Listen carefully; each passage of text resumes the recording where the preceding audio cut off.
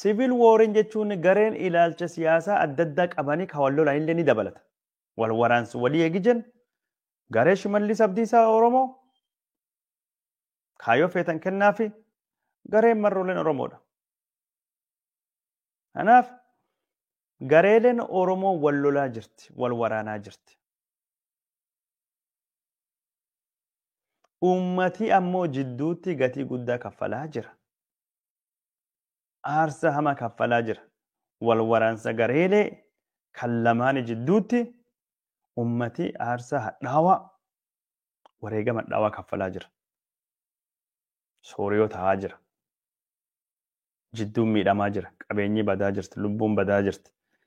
Bilisummaan nama gaaga'amaa jira.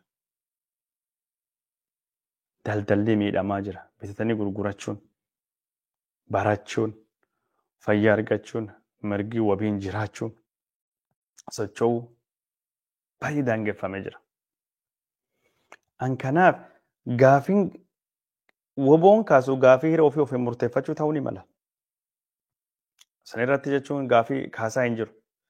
Garuu woboon qaamni inni ittiin falmaa jiru mootummaa Itoophiyaa keessa yeroo ammaan tana waraana basaasaa kan hoogganaa jiru harki guddaan Oromoodha.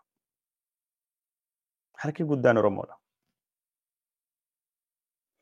Kanaaf wal waraansi jira ka jedhu wal waraansattuu jira jedhee amana.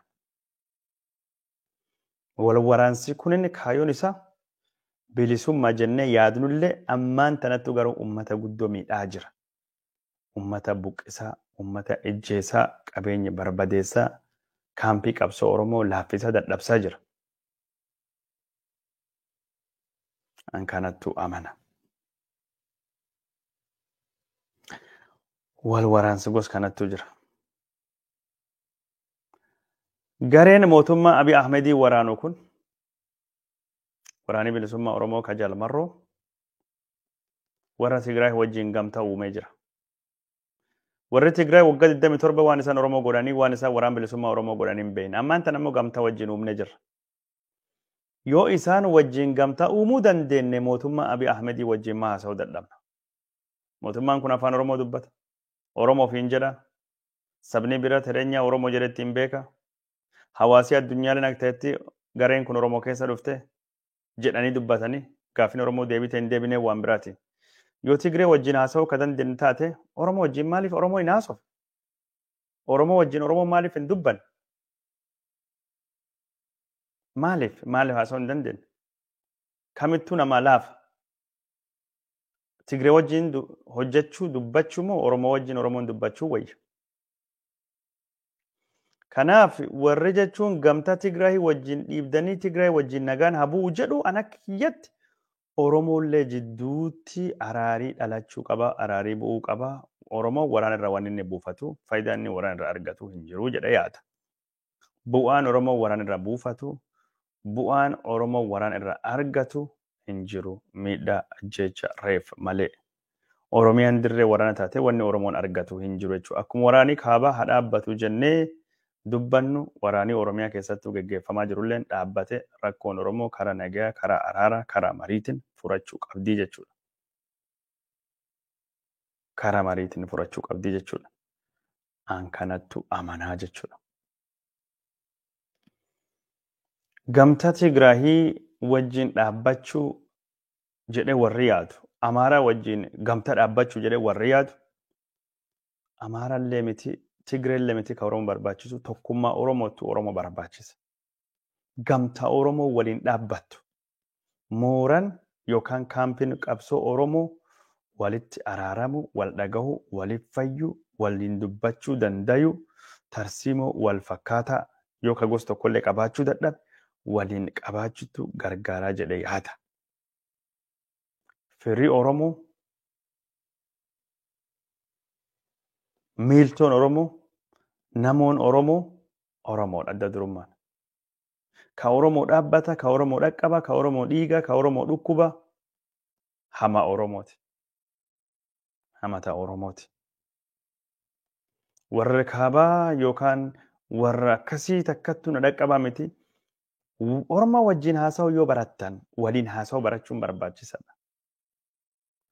ollaa wajjin odoo nagaa hin uumne ollaa wajjin odoo gurmuu hin uumne man keessattuu nagaa uumte yoomanii kan kee nagaa qabaate alaa yookaan ammoo orma waliin nagaa horatte.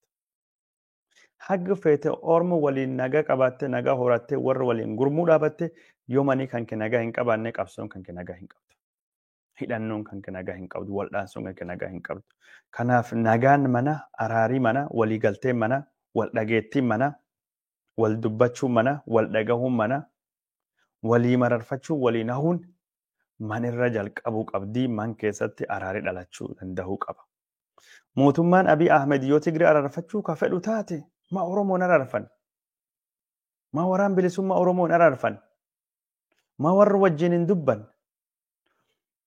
Jaalmarroon yoo ka Tigraay wajjin ka hojjetee gamtaa buusee afaan warrallee ka barattaati Oromoo afaan isaa dubbattu wajjin haasa'uu madadhaba. Kanaaf yeroo ammaan tana uummati Oromoo beelan bonaan guddoo miidhamaa jira. Waraanii kun hin dhaabbate dhukaasa namumaatiin yookaan karaa ta'een dhaabbate uummatii beelahee bonii miidhe gargaarsi akka dhaqqabu godhuun waan dansa jedhee yaada. Kana godhuufillee rakkoo Oromoo furmaata argattee gaafiin kun karaa nagaatiin akka deebituufillee wal mari'achuun haasan jalqabuun guddoo barbaachisaadha. Kun akka yaadu Oromoo waliin haasa'uu qaba. Wal dhaga'uu wal danda'uu qaba. Kaan wanni biraa burjaajii kan wanni uume keessaa takka lamin ittuma deemnee haasofna. Wanni waan kan uume gaafiin Oromoo maali waan jedhullee ammaan tana ka'aa jirti. Gaafiin Oromoo kanaan dura hiree Oromoon hiree ofii murteeffachuu hanga mootummaa Oromiyaa dhaabbachuu ka jedhu. Warri garii ammoo Itoophiyaa suphuudha. Warri garii Oromiyaa hundeessuudha ka jedhu. Wanni kun hardhaa miti gaafii Oromoo keessattuu ka dhalate. Durumirra kaastee waan jiru. Ana kiyyoota na gaafattan. Hiree Oromoon ofii murteeffatee mootummaa isaa dhaabate waan dansaa. Garuu ammaan tana haalii qabatamaan jira kunin hireen Oromoo murtooftee karaa hidhannootiin Oromoon qawwe walirratti kaasee war barbadeessee Oromiyaan hundooftini jirti. Waraanii bilisummaa Oromoo ka ammaan tana bosona qabsaawaa jiru lakkoofsan dabalee baay'ee ijaaramee jajjabaatee laftowachaa jira jedhama. Garuu waraanii kunin Oromiyaa bilisoomsee Demokraasii fi danda'a waan biraatidha. Oromiyaa bilisoomsuu danda'a. Ni danda'a jettanii yaaduu ni maltan. Anakkee kiyyatti waraanii bilisummaa Oromoo fakkeenyaa fi Oromiyaa dhihaa Wallagga guutee jira. Horroo Guduruu, Wallagga Bahaa, Qeellam, Wallagga dhiyaa ni jira. Odoo inni jiru faannoon Amaaraa milishaan Amaaraa namijjeessa. Waraanii warra kana namirra dhowwuu hin dandeenye. Akkamiin Oromiyaa bilisoomsuu danda'a? Waraanii lafa to'ate ka Wallaggaa kana bilisoomsee bakki jedhu keessattuu uummata mirga jiraachuu wabii lubbuu nama eegsisuu hin dandeenye, qabeenya tiksuu hin dandeenye, uummatni akka hin buqqane hin gaagaamne ittisuu hin dandeenye. Akkamiin laf bilisoomse? Mootummaan waraanii bakki qabatetti bulchiinsa caasaa jaarrate sirna tasgabbii qaba diriirsuu hin dandeenye Oromiyaa bal'oo gaaf qabate akkamiin bulcha? Akkamiin? Waraanii gareen adda addaa maqaa isaatiin dhaabbate uummata ijjeessa. Fakkeenyaaf woboon Shimallis Abdiisaa jiraa jedhama. Woboo waan jedhamu hunda to'achuu hin dandeenye jechuudha. Gareen adda addaa maqaa isaatiin daldalaa jirti. Kan to'achuu hin dandeenye akkamiin jechuun bori Oromiyaa bal'oo wanni godhuu danda'a? Salphaa miti. Salphaa miti. Bakki waraanii qabate keessattuu wanni caasaa fakkaata mootummaa fakkaata ka dhufe maaltu jira? Qawween bilisoomuun ni madan garuu qawween dhufanii dimokiraasii fiduun rakkisaadha. Odoo qawween dhufanii aangootti. qawween waan bilisoomteef nagaan hin dhuftu muuxannoo Sudaanii kibbaa yoo arginu ka qawween dhufe qawween bulchaa jedhama. Kanaafuu qawween dhufnee qawween bilisoomnan ta'uu ni mala garuu qawween dhufnee qawween demokiraatofnaan hin taatu. Kanaaf yoo ka demokiraasii bulchiinsi gaarii ka barbaannu taate miidhaa waraanii walirratti godhaa jirrulleen xiqqeessu taate waliin haasa'u waliin dubbachuudha. Wal dhaga'uudha. Anam waan fakkaatu mootummaan Abiy Ahmedii waraana kana waraan bilisummaa Oromoo balleessuu barbadeessuu hin danda'u. Yeroo 100 balleessine jedhe labsaa jira. Waraani bilisummaa Oromoo illee mootummaa Abiy Ahmedii cabsee aangootti hin dhufu. Jidduutti uummatni gatii guddaa kaffalaa jira. Jidduutti uummatni deegee hiyyoomee barachuu dadhabee guddachuu dadhabee duba deebi'aa jira. Kana waan taateef waraanni itti jirru kun waraana wal barbadeessuu itti jirrudha. Injifannoon walirratti argannulleen injifannoo duubii isaa mo'amiinsa jedha. Pyrrhic victoryidha. Injifannoo barbadoofte daaraa keessaa kaatu. Eegi daaraa wal goonan dubattu waan dhalatu. Kanaaf waliin haasa'uu waliin dubbachuu danda'uu qabnaa jedha yaada. An kanaaf wanni ani yaadu. Falmiilee kalee qabsoo Oromoo keessa jirtu, har'allee keessa jirtu gaarii tokko tokko bulfannee gaariidha.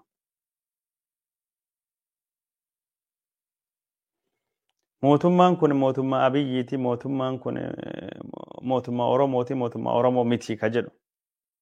Wal falmisiisuun mala garuu kan wal falmaa ooluun fala waan tokko hin fidu. Tigreef Amaarii waliin haasawanii nagaa buusanii durattuu deemuuf carraaqaa jiran. Oromoo waliin haasofne. Tigreef Amaarii waliin haasawanii Oromoo aangoo irraa buusanii jechaa jiran. Oromoo waliin haasofne of ittisuuf, wal ijaaruuf, rakkoo isaanii furachuuf.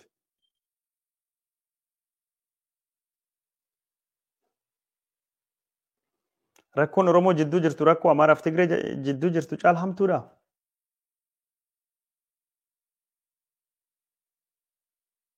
Maaltu dubbachuu dhowwa? Maaltu nama haasa'uu dhowwa? Maaltu nagaa buusuu nam dhowwa? An kana kan jechuu barbaadu. An akka kiyyattu Tigree wajjin gamtaa eegi uumtu Oromoo wajjin wanni ati haasa'uu hin dandeenyeef hin jirtu. Warri woboo mootummaa Abiy wajjin haasa'uu fi carraa uumuu danda'uu qaba. Araaraa fi nagaaf dursa kennuu qaban. Kun jechuun qawwee hiikadha jechuu miti. Dhukaasa dhaabaa gargaarsi nama uummata dhaqqabu jechuun qawwee hiikadha jechuu miti. Namni qawwee hiikadha jedhan jiru.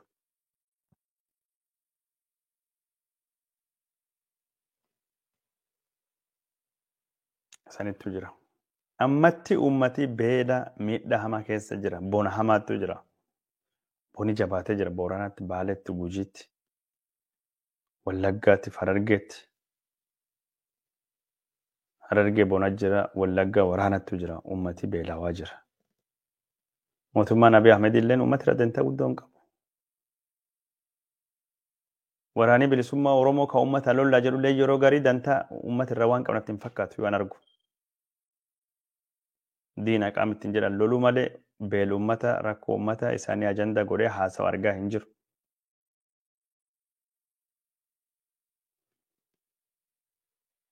Uummata qabsaawaa eegi jettu haala uummatni sun kee jiru yeroo gaarii hubachuu qabda.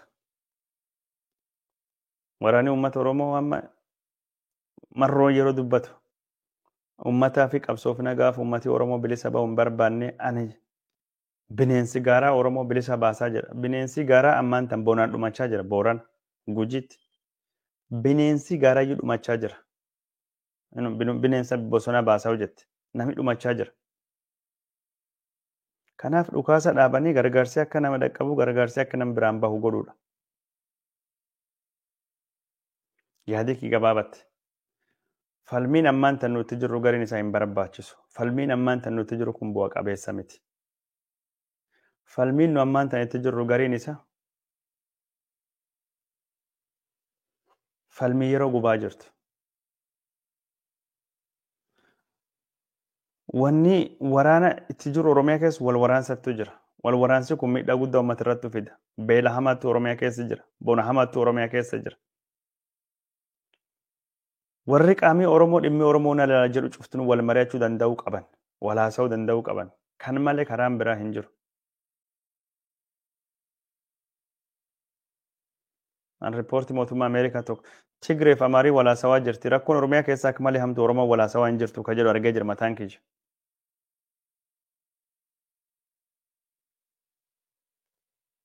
Akka malee rakkoon Oromiyaa keessaa hamaa akka ta'e arganii jiran. Garuu Oromoon rakkoo kanallee beekee xiyyeeffannaa kennaaf hin jiru. Ammaa fi kan jedhu nagaan akka inni bu'u abbootiin amantii waa akka dadda'a. Manguddoon waa akka dadda'a. Hawwan siiqqee akka dadda'a. Akka araarii dhufu mootummaa fi warra riphee lolaa irratti dhiibbaa godhaa. Araara Tigraay qofaaf miti ka barbaachisu araarii Oromiyaaf ni barbaachisa. Oromiyaa jiddu galeessi Itoophiyaa uummata baay'ee akka qabdu jiddu galeessi dinagdee nagaa dhabee Itoophiyaan nagaan argattu. Itoophiyaan of waliin nagaa horachuu eegi feetee Oromoo wajjin nagaa buusuu qabdi. Oromoo wajjin araara buusuu qabdi. Oromoon miidhamaa, Oromoon duwwaa ajjeefamaa Itoophiyaan nagaa horattu hin jiru. Oromoon yookaan Oromiyaan dhawata onnee Itoophiyaati. Qubsumallee jidduudha. Uummatallee akkas.